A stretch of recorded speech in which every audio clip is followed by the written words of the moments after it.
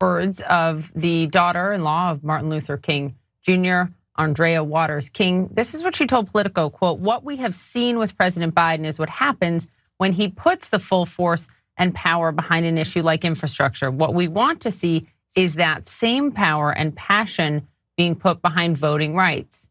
Do you think that's fair criticism? Did President Biden put more effort into getting infrastructure passed, for example? Well, he got infrastructure passed, and that's a good thing because success can breed success. He is putting the full force of the presidency behind it. I think the problem for the Democrats right now is not that they have bad leaders. They have bad followers. Oh, God. To say that and to sound like you'd thought of it before you said it.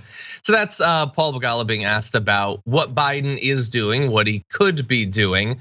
They raised a few points there, Nina. What do you think about this? That the Democrats, it's not a problem of their leaders or anyone elected. It's just the followers.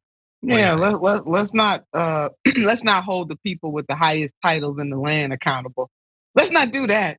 Let's do the followers. I'm telling you, John, I wanted to jump out of my skin. I did tweet on that, and I said I meant to tweet "Good God, no," but I ended up tweeting "God, no." Same thing.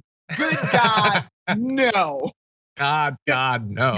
God, no. Woo, baby. I make that a T-shirt. God, no.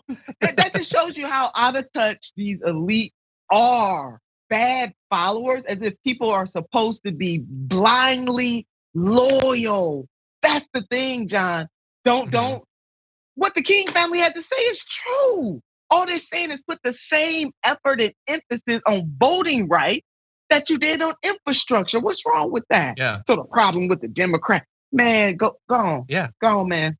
By the way, I think the family was being pretty generous to him there. They were. They did do everything. And then Begala's like, he got infrastructure, kind of.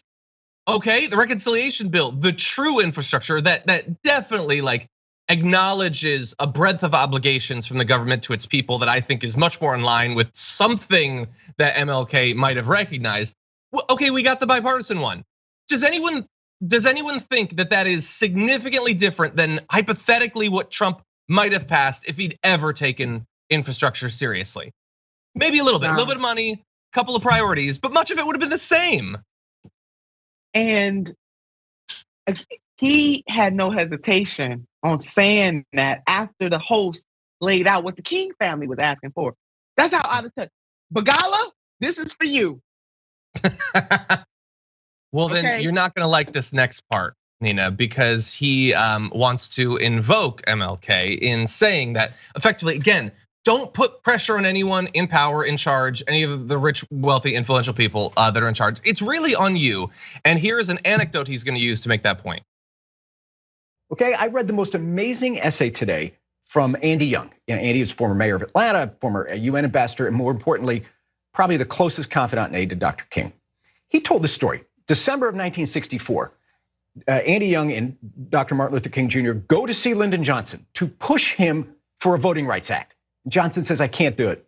I used all my power to get the Civil Rights Act done last year. I don't have the power to push Congress any further on voting rights. As they left the White House, Andy Young's words, he said, I asked Dr. King what he thought. He said, I think we got to go get the president some power. And so you know what they did? They organized, these are Andy Young's words, we mobilized the churches, the universities, the labor unions, the business community, a coalition of people of goodwill. In other words, those of us who want to save voting rights, we need to get to work. I do think Biden is putting everything behind this, but he needs better followers. So he needs all of us in the game as well. Nina, when are all of these lazy people out here gonna give some power to the Democrats, to Biden? When are they gonna get around to doing it? Why are they so lazy? I'm telling you, John, you want me to explode here today, don't you? You just want me to. I do. Let's see it. I'm just right now on the damage report. Nina Turner explodes. Oh my God. In a sense that movements move leaders, just that little bit of point. But the condescending way by which he's invoking Dr. King is wrong. It is true that movements, and we've seen it, right? And we've seen it happen right in real time from, Congresswoman Cori Bush, for example, sleeping outside and shaming them folks to come back, even though the Supreme Court messed that all up. The extension of the moratorium on student debt is another example where the movement moved leaders. So that point, okay, is well taken. It's the way that he's saying it. And I totally agree with you. Again, if we are a nation that has more sympathy and compassion for people who got the highest title, something is absolutely wrong. But another, just really quick excerpt from the the letter from the Birmingham jail. Begala, you need to read this, and all these other folks. Shallow understanding from people of goodwill, right, is more frustrating than absolute misunderstanding from people of ill will. Lukewarm acceptance is much more bewildering than outright rejection. Dr. Martin Luther King, that's my message to Paul Begala. Yeah, and Paul, if you get angry about what Nina just said, she's extending maybe too much good faith to say that you don't have ill will. So we will leave that up to him to respond to. But yeah, when I watched that video, my response was God, no. They gave you the House, and then they gave you the White House. They threw out an incumbent president during a national crisis and gave you Georgia along the way. Then they gave you the Senate. How much more power can they give you? Use some of it. Come on. And people are out there protesting their behinds off. Yeah. What are you talking about, John Begala? Yeah. Please, I would love to go side by side, round by round. We just need to come on the damage report. Let's have this thing out. Begala on the damage report, hashtag. That's the challenge for the day. That's it, baby. Use your power. Oh, by the way, you might want to use it quickly because you're not going to have it for that much longer. New numbers for the Democrats going into the midterm elections are horrible. New Gallup US party identification numbers. I want to show you this chart. And it's going to show over the course of, it looks like roughly a year here, we're getting a 15-point swing in party identification. By the way, that's a year in which the Republicans tried to overthrow the country.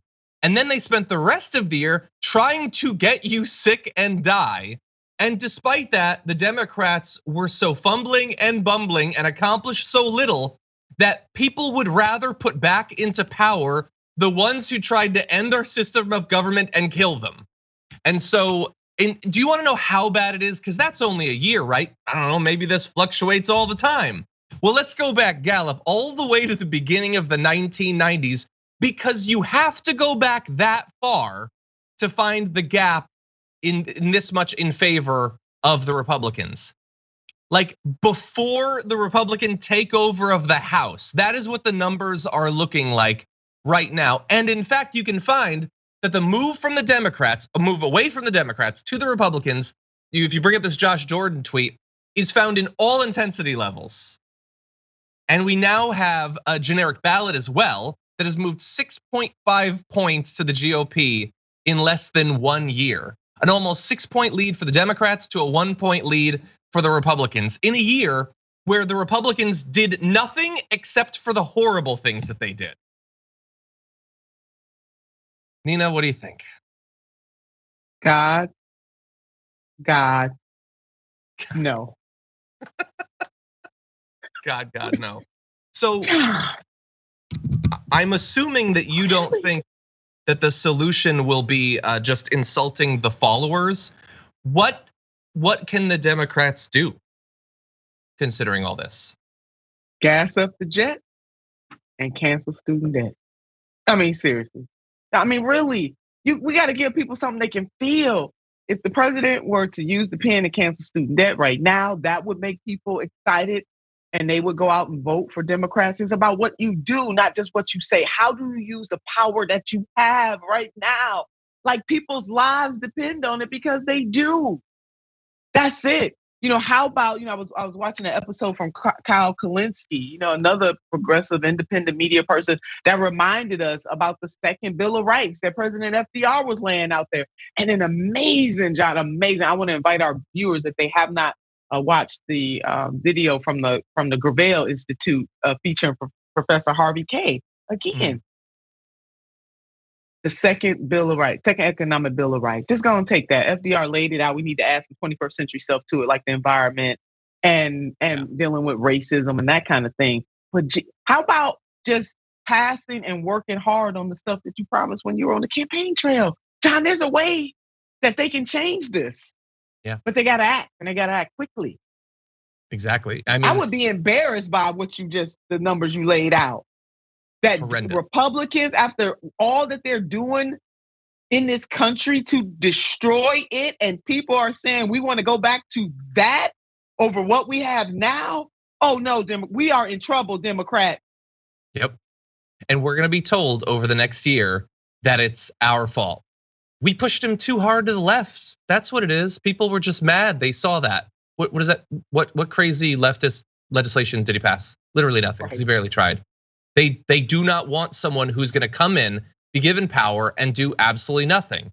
And some people are now in such a bad position that, they would rather put in the psychos because, well, we gave you a chance. You didn't do anything. You didn't, as you laid out earlier in the show, even use like the limited power that you have that's not attached to the Senate or the House, that they can't do anything to stop you from doing these things. You wouldn't do that, and you can't get your own party to actually accomplish anything. You can't get them to get rid of the filibuster.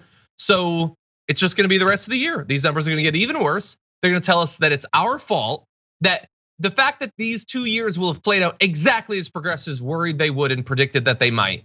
We're gonna be told that we're the fault of it. After we didn't get the presidency, we didn't get to have a progressive, we're still gonna be blamed for it. When we're desperately trying to save them.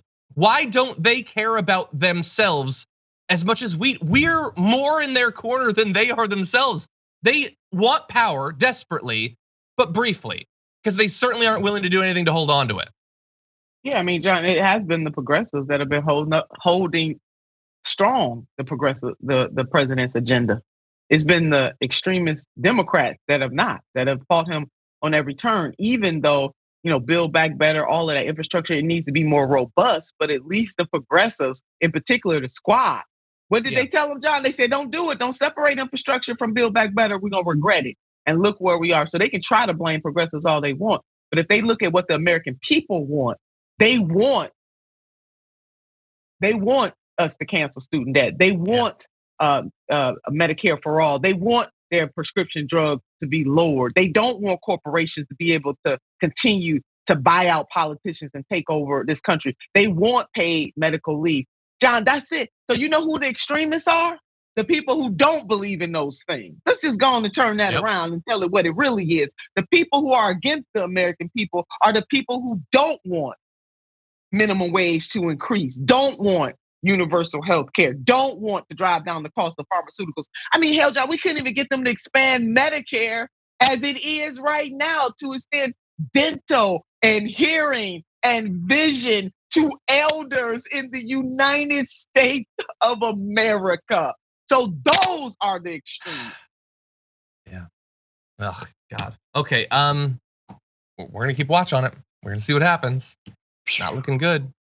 I'm not interested in Speaker of the House Donald Trump, but apparently the Democrats aren't that worried about it. So, okay, we can only open the door. We can't force them to walk through it.